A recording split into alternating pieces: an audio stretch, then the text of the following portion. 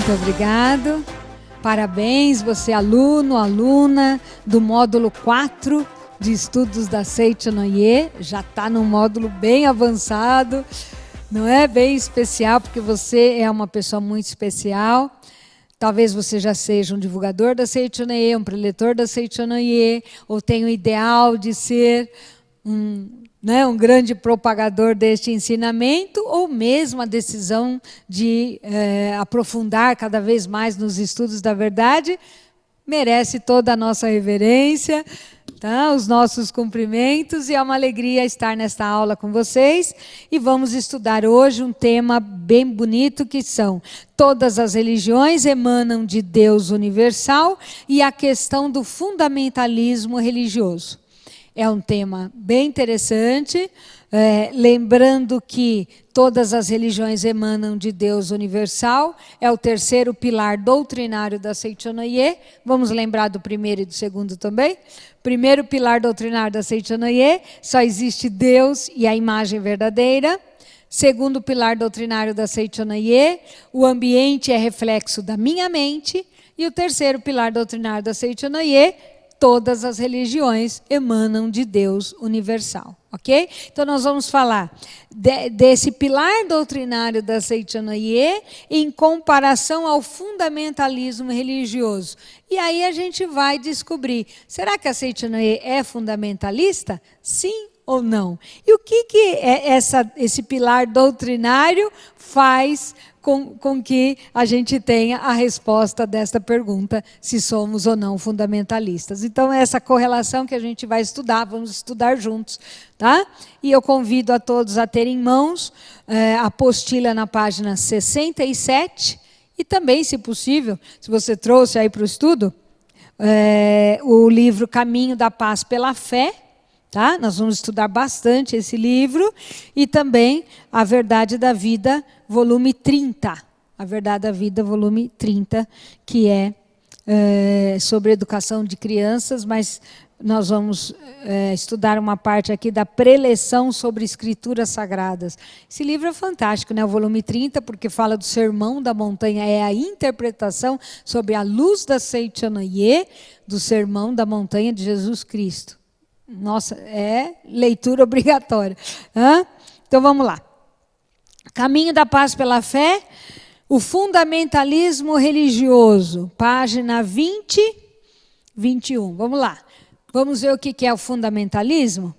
Para começar, a palavra fundamentalismo não nasceu do contexto da história islâmica, nem é termo antigo da história da religião.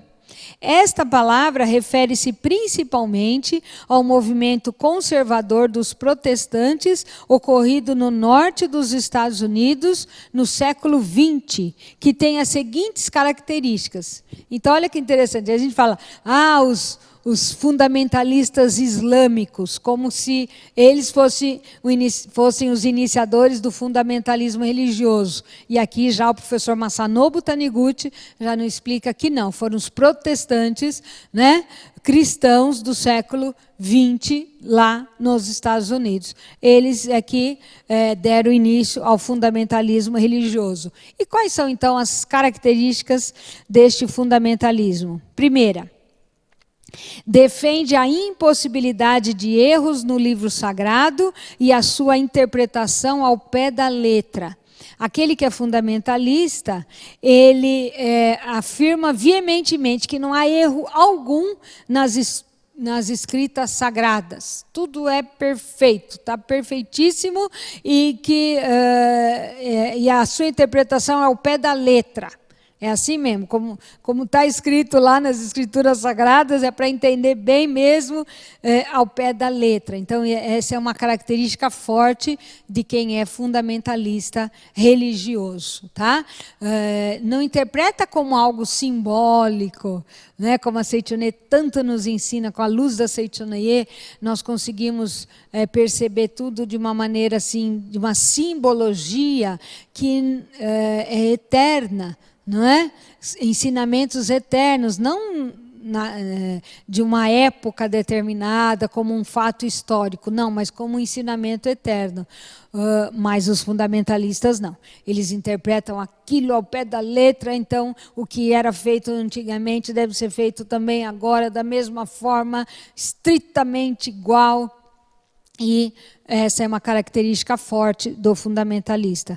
Segunda característica, observa as outras ramificações de modo antagônico a eles. Então, tantas ramificações da sua própria religião, como as outras religiões, né? É algo antagônico, é oposto, né? Não tem nenhuma igualdade, né? Então é algo extremamente diferente. Terceiro, tem a tendência de considerar a história como uma parte do projeto de Deus, né? Então vê assim o fato histórico, né? Naquele momento em que determinados iluminados receberam as palavras de Deus, e assim foi escrito então a Bíblia Sagrada, o Corão e outras, né, tantas outras, o Kojiki do Japão, tantas outras escrituras, as sutras budistas, todas são escrituras sagradas, iluminados que estavam, né, predestinados, escolhidos por Deus para serem esses receptores dessas palavras da verdade. Cada palavra foi enviada no momento determinado da história, não é?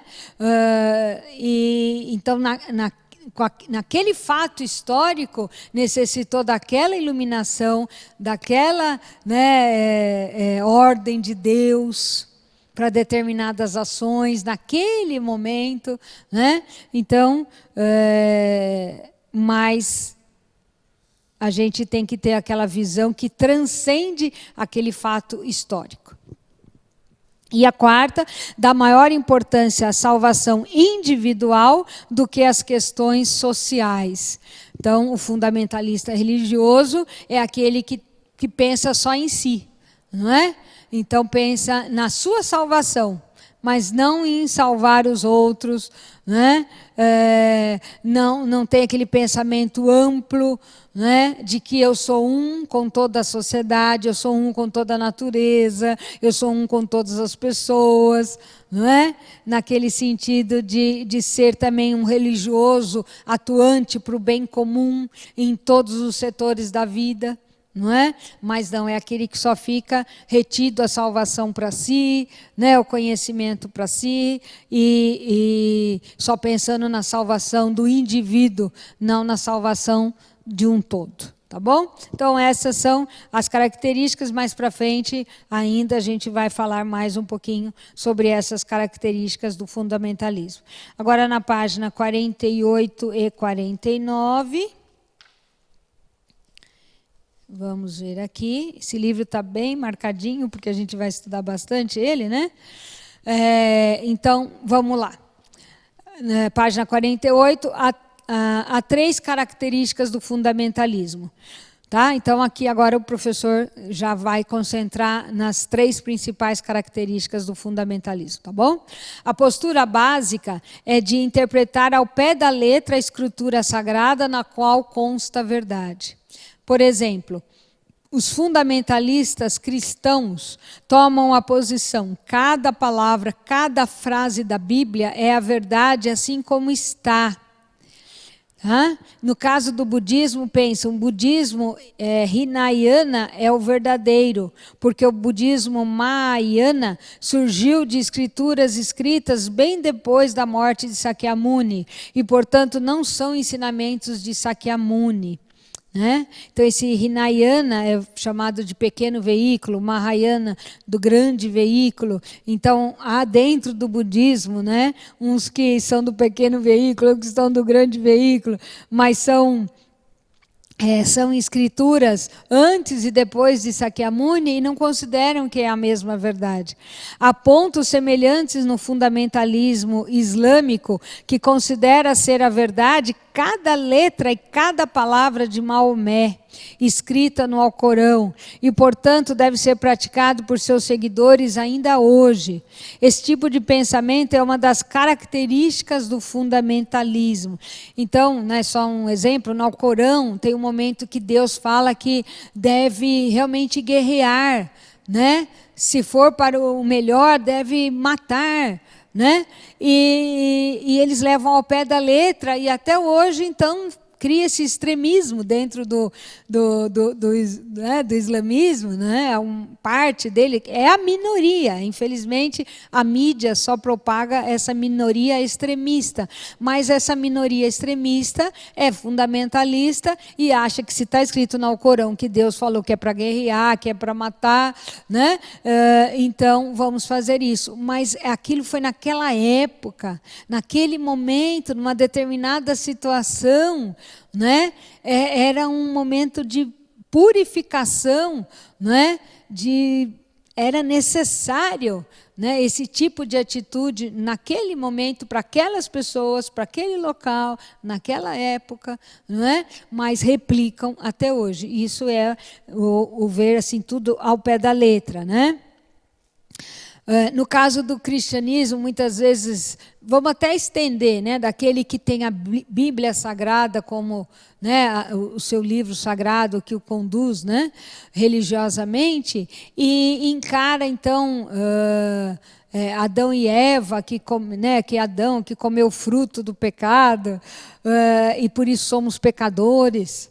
É o pecado original, porque Adão foi comer o fruto da árvore proibida, da árvore do conhecimento do bem e do mal, e por isso, então, até hoje, nós amargamos esse pecado original. Isso é interpretar o pé da letra. Naquele momento, nossa, o mestre explica de maneiras fantásticas, né? Nessa aula não dá para a gente se aprofundar nisso, mas o significado, a gente tem que apreender o significado, não ao pé da letra. Ainda hoje, a árvore do conhecimento do bem e do mal, o que significa? Você se render ao dualismo. Se ainda hoje você comer do fruto do dualismo, ou seja, se você crê que existe o bem e o mal, que Deus criou o bem e o mal, que Deus criou a saúde e a doença, a pobreza e a riqueza, não é? A alegria e a tristeza. Esse dualismo é ilusão. Se a gente come do fruto da ilusão, a gente é expulso do paraíso, porque a nossa vida se torna um inferno, não é? Porque se está doente, você acha que está doente sim, que aquilo existe, que aquilo é um mal, não é? Então é hoje. Hoje a gente vivencia esse comer do fruto da árvore do bem e do mal. Não é uma coisa que a gente tem que interpretar ao pé da letra, que um homem um dia comeu um fruto porque a serpente, né, influenciou. Né? Isso é uma grande simbologia, um grandioso ensinamento para os dias atuais. Tá? Então a gente tem que ter essa sabedoria e muitos se apegam ao pé da letra. A segunda característica possui ligação lógica com a primeira, mas é o pensamento: todos os outros ensinamentos estão errados. Então, sim, só minha religião é boa, só minha religião salva, né? Só o que é tratado na minha religião que é verdade. E então isso é uma pessoa fundamentalista. Dentre as diversas organizações religiosas, cada uma considera correta somente os seus ensinamentos e os dos demais incorretos. Num caso mais extremo, as outras religiões não apenas são incorretas, mas são suas inimigas. Olha que terror. E aí se faz guerra, né?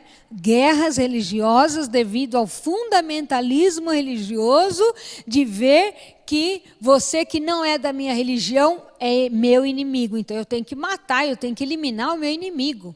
Né? Porque é a ordem de Deus, eu tenho que eliminar meus inimigos. Né? Então olha que visão mais distorcida, não é? O que o fundamentalismo traz para a humanidade. E a terceira característica é a escolha da verdade. As escrituras religiosas são bastante volumosas. A Bíblia é bem grossa. As escrituras budistas são bem volumosas. E o Alcorão também. Essas escrituras explicam diversos assuntos em diversas partes.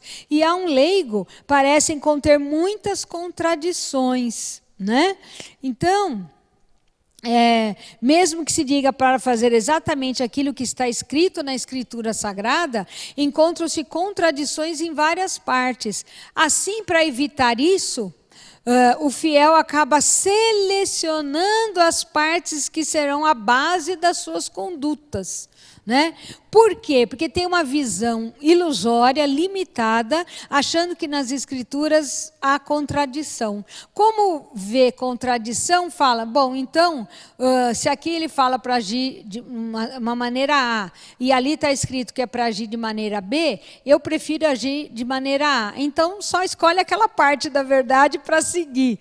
Tá? Isso é fundamentalista, está escolhendo uma parte da verdade, não é? A verdade é uma só, mas não, escolhe uma parte porque acha que aquela outra lá não tem nada a ver, porque não tem aquela sabedoria de interpretar que tudo é uma coisa só. Mas é que dependendo da situação, nós vamos ter reações diferentes, ações diferentes, pensamentos diferentes. Mas não tem esse entendimento, então vou ficar só com essa parte aqui, não é?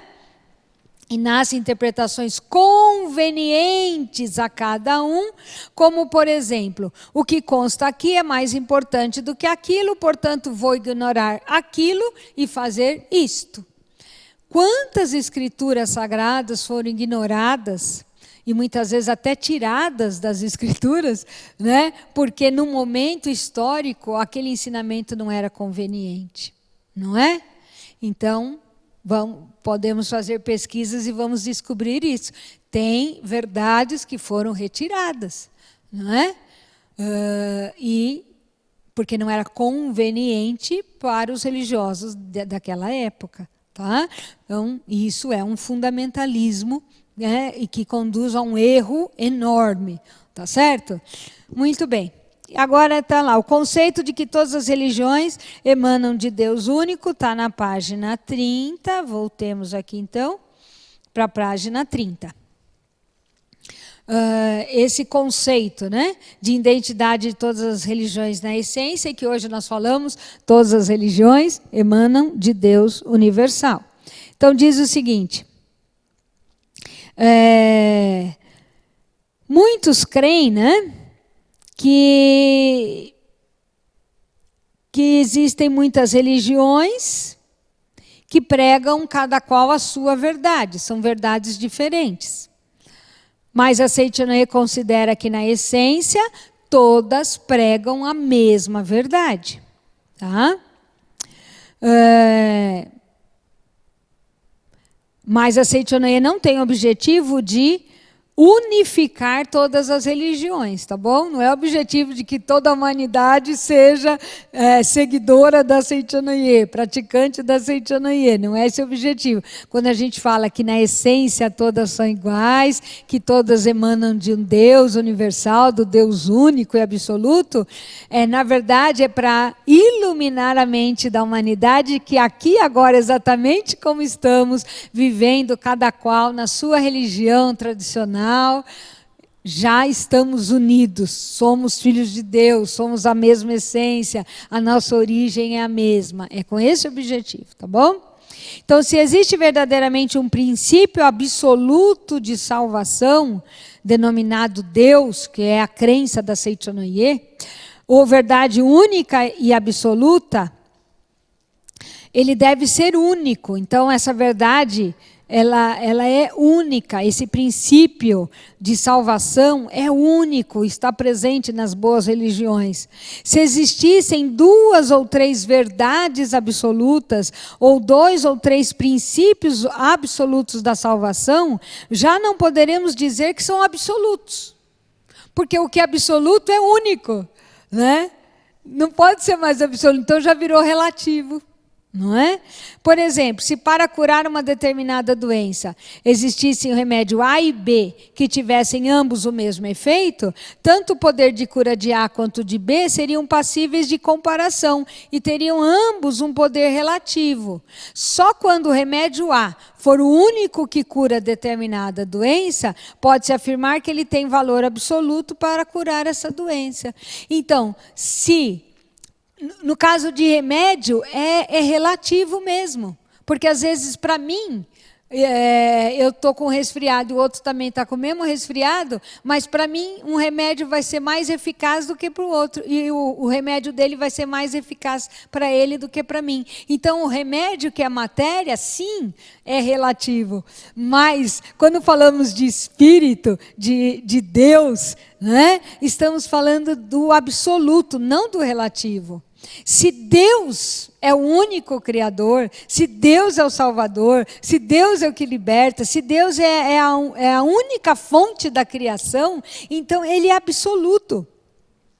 Se Ele é absoluto e Ele é a essência das religiões, então não tem como eu ver a verdade da minha religião diferente da verdade do outro. Porque se a minha verdade for uma e a sua verdade for outra, e eu estou falando da verdade mesmo, real, essência, né? Então significa que existe mais do que um Criador.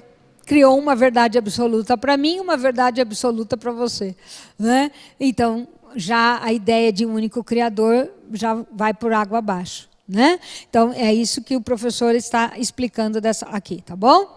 Então, não é possível que haja 2 ou 3 princípios para salvar um ser denominado homem. Se existirem 2 ou 3 princípios, eles não serão absolutos, serão relativos.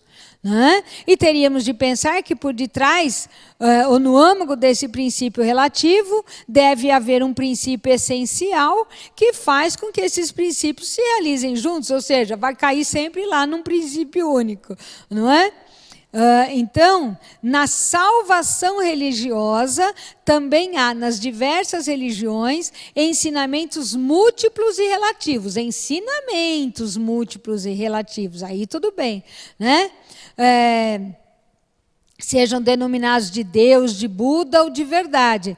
Mas, em última análise, só podemos concluir que se originam de um princípio único e absoluto, comum à humanidade toda, presente na sua retaguarda. Então, por que na história da humanidade, surgiram diversas religiões, apesar da salvação dos homens estar fundamentada num princípio único e absoluto? Essa é a grande questão, não é? Porque, diz aqui o professor Masanobu, a humanidade possui diversos idiomas, vive em diversos ambientes da natureza, possui diversas culturas e sistemas sociais e veio vivendo em inúmeras épocas. Ou seja, não significa que existam numerosos deuses e budas. Então, o que muda são as circunstâncias fenomênicas, né? Quando os homens que buscam o princípio único da salvação passarem a ter múltiplas solicitações, o princípio único passou a se revelar de diversas formas, de acordo com essas solicitações. Tá certo? Então, foi o homem, a necessidade humana, né, que começou a ter solicitações diversas, é que fizeram surgir diversas religiões.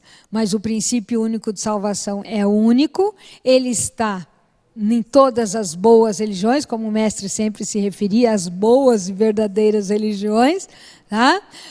E existem essas diversas religiões porque são apelos humanos, porque depende da cultura de cada um, do idioma, não é? Da onde vive, do seu dia a dia. Então, isso faz com que há essa diversidade. Mas a gente nunca pode esquecer o seguinte, que Deus é diversidade.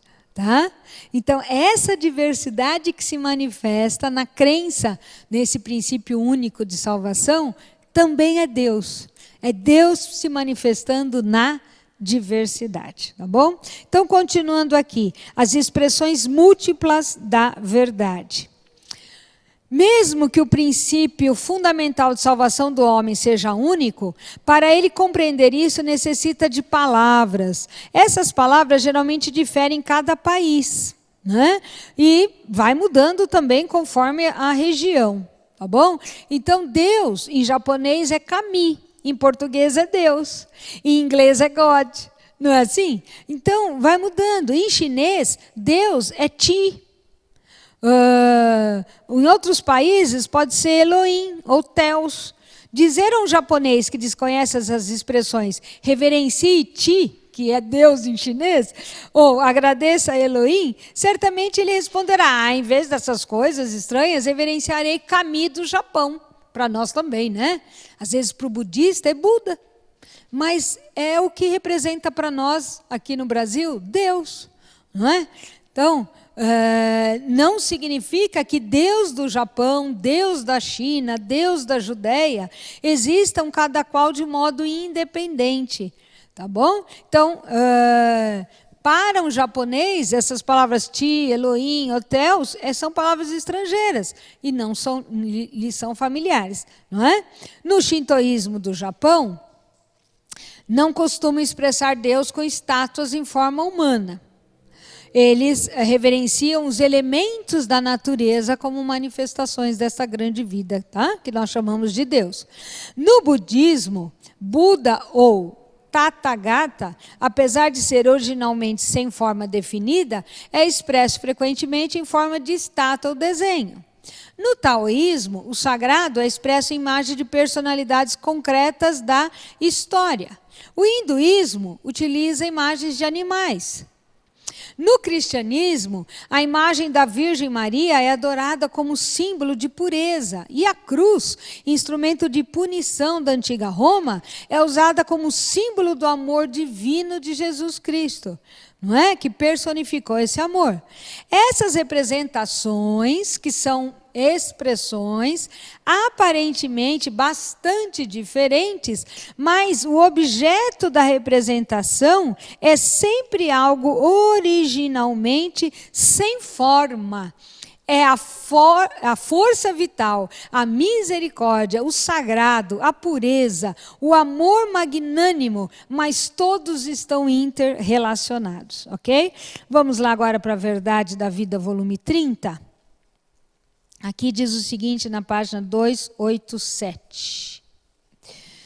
Sobre a verdade absoluta e a verdade relativa. Lembrando aí da teoria do ovo frito, que o professor Masanobu Taniguchi sempre nos orienta. O que é a teoria do ovo frito? A gema nós consideramos como a verdade central e a clara como a verdade periférica. A verdade central são as 3 doutrinas da Seichanoye que nós já falamos, né? Só existe Deus, a imagem verdadeira, o ambiente é reflexo da mente, todas as religiões emanam de Deus universal. Os 3 pilares doutrinários da Seichanoye formam o que nós dizemos verdade central, tá bom? É a gema do ovo frito. Agora, a verdade periférica é o que nós estamos estudando aqui. É no cristianismo falar Deus, é no budismo falar Buda, não é? Na China falar Ti, e no Japão falar Kami, e assim por diante. Né? Isso são formas de representar a verdade central, né? São expressões, mas que são frutos da essência, mas que se manifestam de forma diversa. Né? Também faz parte da verdade periférica os rituais de cada religião, as práticas de cada religião. Né? Então, nesses rituais estão lá o casamento, o batismo, né? As práticas religiosas, as vestimentas. Né? Então, isso tudo faz parte da verdade periférica. E também essa verdade periférica ela tem uma característica interessante. Ela vai mudando. Ela muda de acordo com a época, ela muda de acordo com o idioma, não é? Com o país onde essa verdade está sendo propagada, com a cultura daquele país. Não é? Então, ela sofre mudanças. Ela é uma verdade relativa, a gente estava estudando o relativo e do absoluto, não é? A verdade central é absoluta e a periférica é relativa, porque ela se adequa de acordo com o país, a cultura,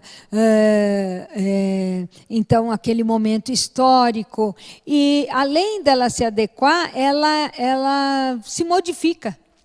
Né? Então, hoje, a transmissão da verdade, utilizando-se desses rituais, é de uma forma, mas daqui a alguns anos a forma será outra, e assim por diante. Tá?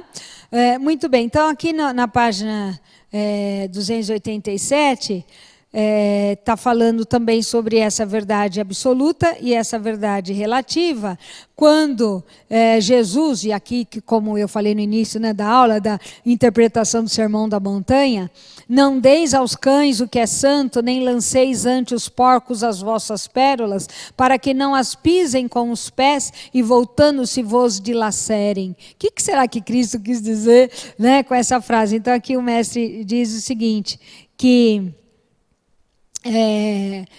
muitas vezes a gente vai transmitir a verdade para pessoas que não estão preparadas para transmitir, né, para receber essa verdade. Elas não estão preparadas para receber. Então é como se estivéssemos dando pérolas aos porcos. Ou seja, a gente tem que ter uma adequação. Não é? E aqui então ele fala, para a criança a gente vai explicar a verdade com a fala da criança, para o adulto com a fala do adulto. Não é? Então, quando a gente tem essa adequação, não é? A gente vai transmitindo a verdade, ou seja, essa adequação é a verdade periférica, é um ritual, é uma forma de transmissão. Então, ao transmitir a verdade de formas diversas, né, nós estamos utilizando essas formas, logicamente, transmitindo a verdade essencial, mas a forma de transmitir, né, ela vai mudando. Tá?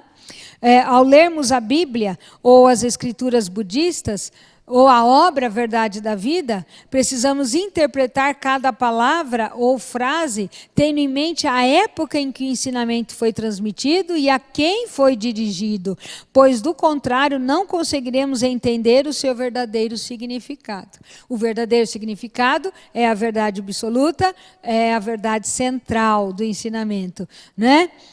A época em que aquele ensinamento foi transmitido é o modo de propagar, e o modo de propagar faz parte da verdade periférica, tá bom? Então a gente precisa saber distinguir muito bem isso para a gente não cair no fundamentalismo. Porque será que a Seichoneia também não está caindo no fundamentalismo? Né? Então vamos ver aqui por que a Seichoneia não é fundamentalista, apesar de muitas vezes a gente se cair também no fundamentalismo, né?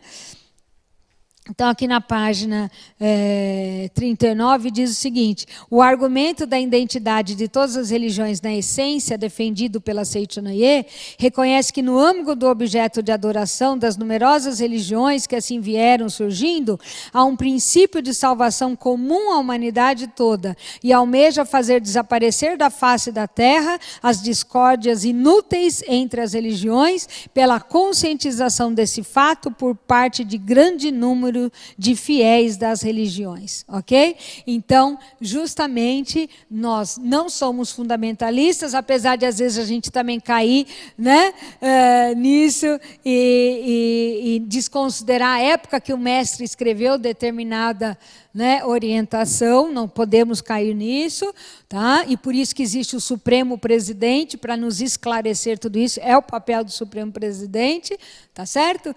E então ele diz aqui no livro Caminho da Paz pela Fé, que justamente o que caracteriza a Seichonoye em não ser fundamentalista é a crença, né, veemente no princípio único de salvação, e que esse princípio único de salvação é a essência de todas as religiões, ok? Bons estudos e muito obrigada.